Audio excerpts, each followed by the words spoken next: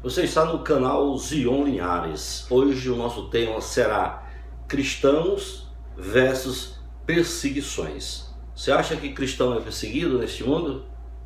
Então vamos ver durante o vídeo, assista todo o vídeo, tá? Assine o canal aí, se inscreva, toque no sininho para receber os novos vídeos, compartilhe, dê um like, tá? Para que esse vídeo possa chegar a mais pessoas. Gente, é o seguinte, você pode me perguntar o que lhe habilita fazer vídeo, principalmente este. Olha, o que me habilita a fazer esse vídeo, eu quero ser cristão, Eu também sou radialista, eu estou dentro da profissão de comunicar as pessoas. Gosto de comunicar sempre sem parcialidade. Se existir, se você achou que existiu, me perdoe. Não é o objetivo ser parcial, certo? Gosto de fundamentar todos os vídeos na palavra de Deus e também em grandes escritores, grandes pensadores, filósofos e assim por diante, principalmente na Sagrada Escritura.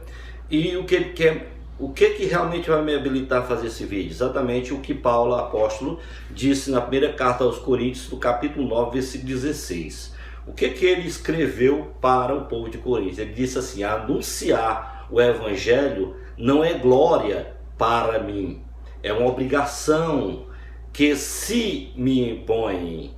Ai de mim, se eu não anunciar o evangelho. Entendeu?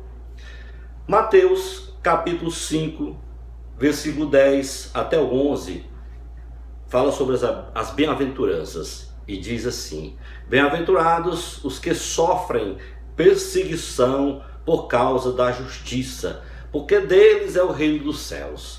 Bem-aventurados sois vós quando vos injuriarem e perseguirem, e metindo falarem todo mal contra vós por minha causa. É exatamente esse o título hoje: cristãos versus perseguições.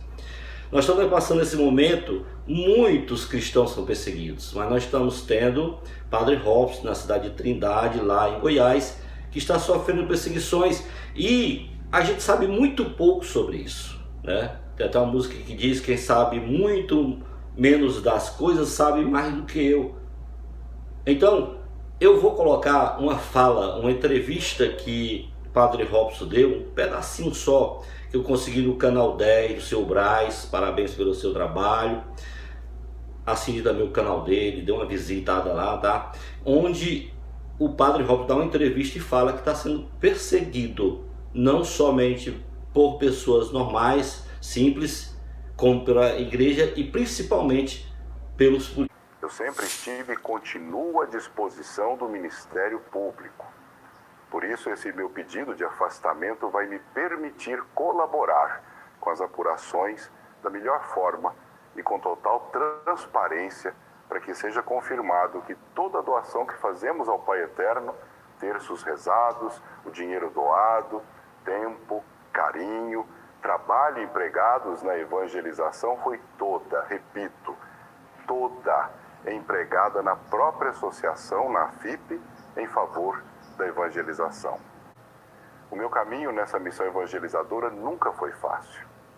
Desde o início, como você bem sabe, já testemunhei várias vezes a você isso, sempre carreguei muitas cruzes. Mas confiante na misericórdia de Jesus, que tanto sofreu por nós, eu sempre acreditei nessa obra e no poder do Divino Pai Eterno. Por isso eu nunca desisti. E agora, nesse momento de provação, eu tenho certeza de que essa obra não vai ser abalada, porque Deus é o nosso Pai e nunca desampara seus filhos. Fui muito ameaçado, de várias formas, viu?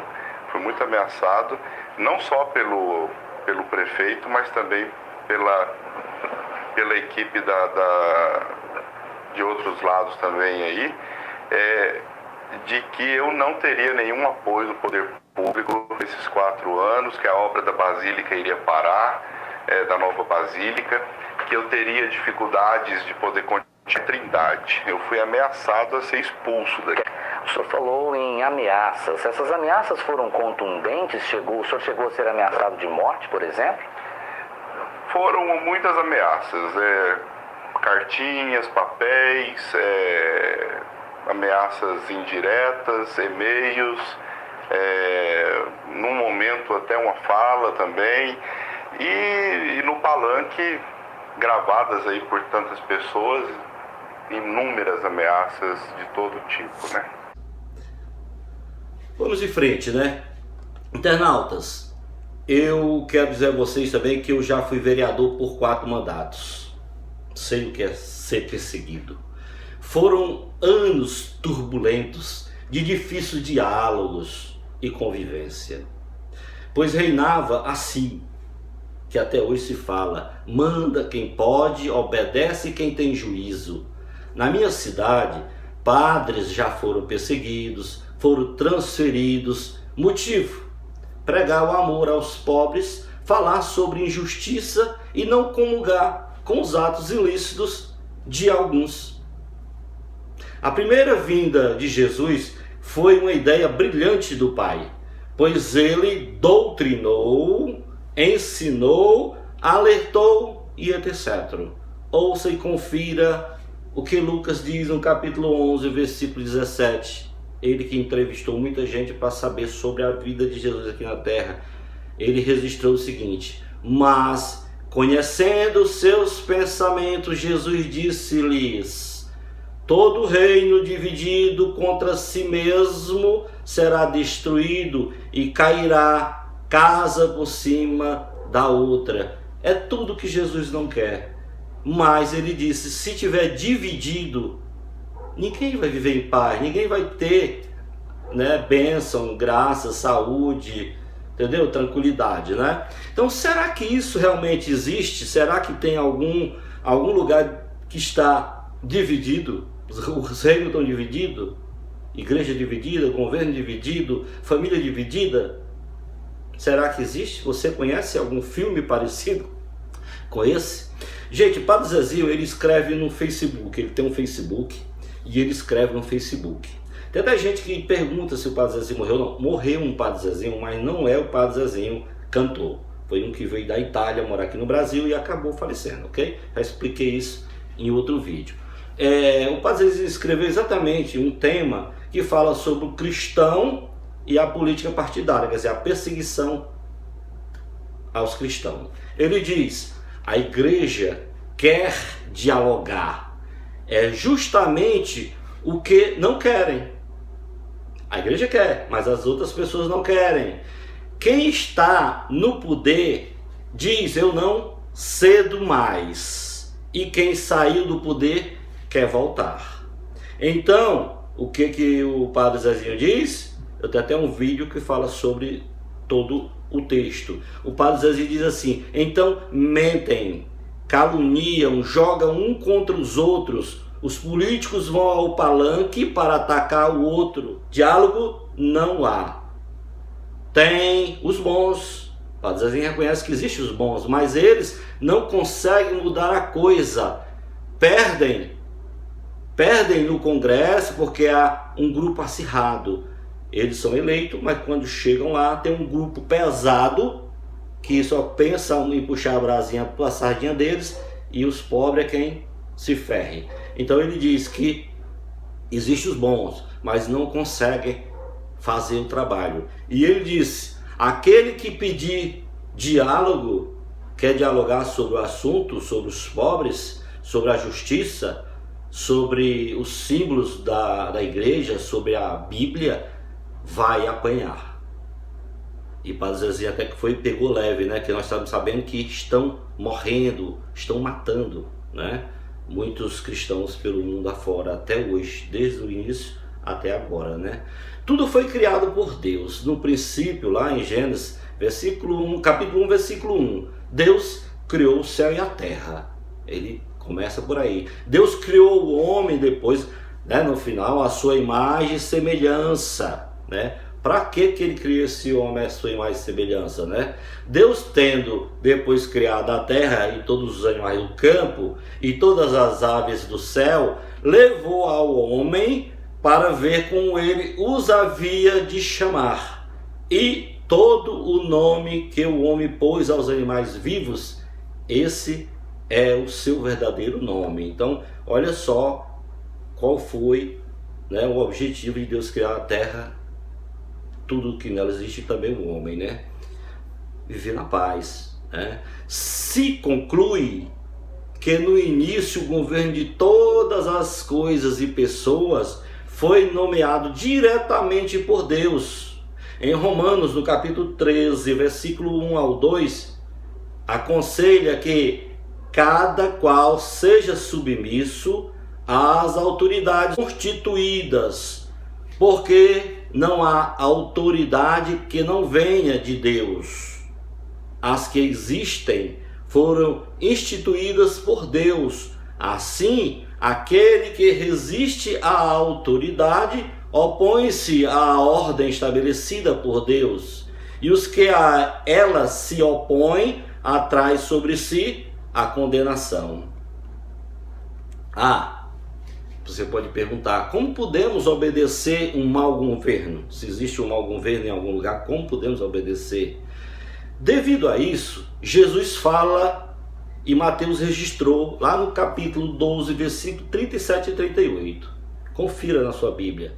Mas eu digo que no dia do juízo os homens haverão de dar conta de toda palavra inútil que tiverem falado, pois por suas obras vocês serão absolvidos e por suas palavras serão condenados. Então, que tenha cuidado, né? Os governantes, e nós também que falamos, né? Salomão também deu sua contribuição dizendo nos Provérbios 25:15: com muita paciência pode-se convencer a autoridade, e a língua branda quebra até ossos. Em muitos casos, o próprio Deus, atendendo às orações dos seus filhos, ele faz a interferência através dos seus servos, como fez através de Moisés, tirando o povo do Egito, lá com o faraó, através de Elias, no caso do rei Acabe com Jezabel, que era um péssimo governo para o povo. Se você for ver a história, você vai perceber que pesou a mão de Deus nesse casal. Através de Davi, no caso do rei Saul também, que estava sendo um péssimo governante, e até procurando coisas que não era de sagrada, era do inimigo, né? Tipo adivinhos, essas coisas todinhas. Inclusive ele até se matou-se, né? Devido a tanta desobediência que ele teve a Deus.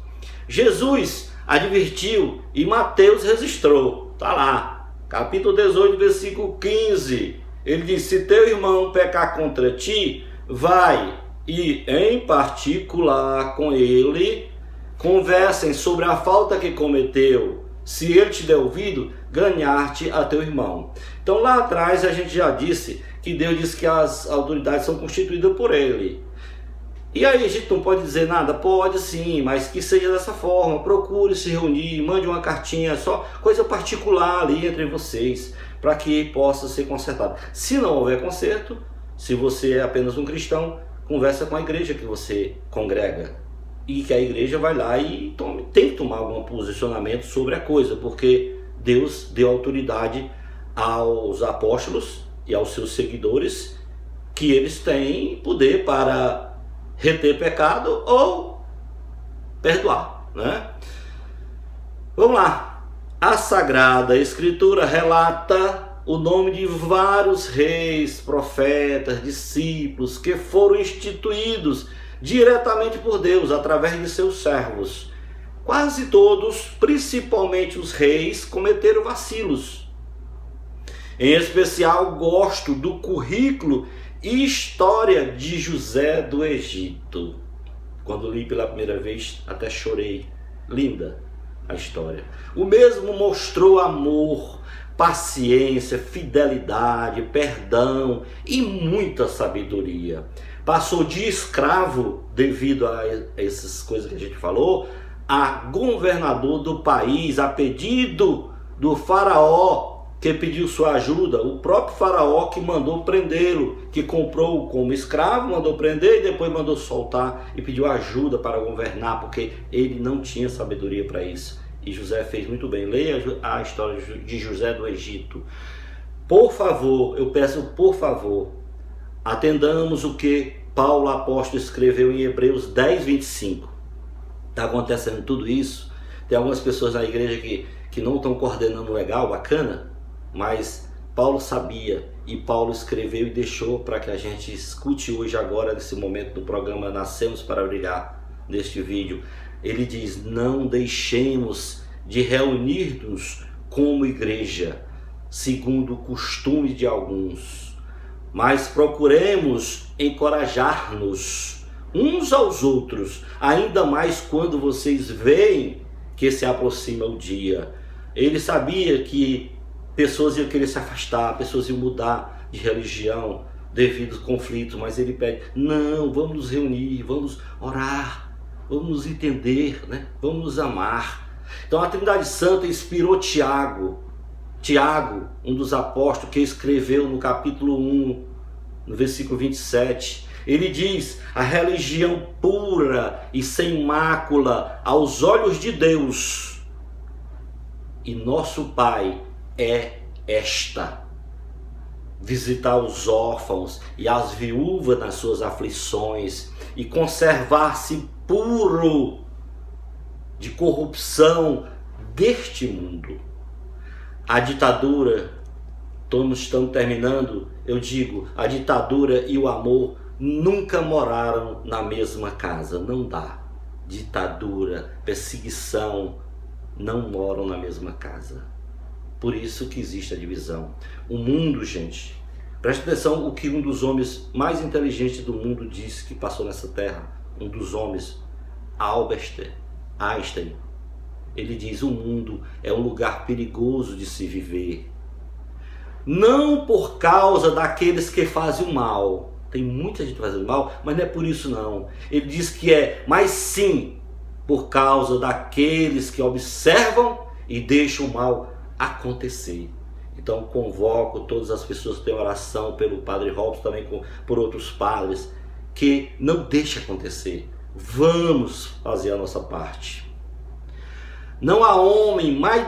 Olha só essa parte aqui, gente, que a gente vai finalizar agora. Não há homem mais detestado do que o homem que se mostra diferente de seus vizinhos. Eis um dos motivos dos cristãos serem perseguidos. Eis um dos motivos que Padre Robson está sendo perseguido. Ele estudou no Brasil e em outros países, então conhece várias culturas, vários costumes e conhece principalmente a vontade de Deus. Então ele é diferente dos seus vizinhos, ele é diferente de quem está do lado dele, de quem está na frente dele. Você está entendendo? Então por ele ser diferente, ele é detestado, como vai ser eu, como vai ser você, certo? E finalizando, por falta de direção, cai um povo. Onde há muitos conselheiros, ali haverá salvação. Provérbio 11, versículo 14. Fique com Deus em minhas orações. Amém.